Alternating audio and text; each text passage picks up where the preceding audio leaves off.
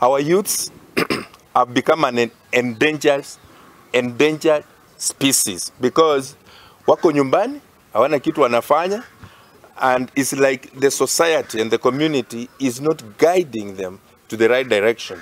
Sasa tunaomba tu, like stakeholders, that these bodies that are coming together under the church and under different auspices, let's also look for a way of taming and teaching and empowering the minds of our youth, because education they have, education is there.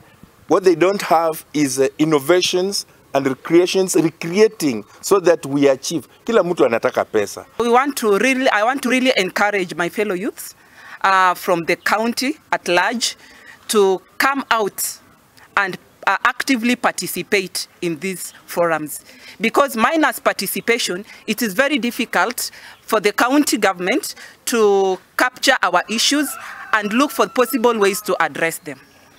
And to the county government, we are crying out here as youths because of a number of challenges we are facing. One of the challenges being unemployment.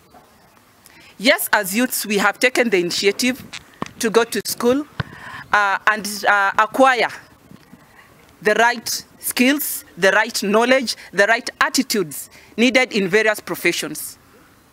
Most of us have taken a step higher to achieving higher education. Some of us have gone for masters. Some of us have a PhD. But we are languishing outside here. We don't have jobs.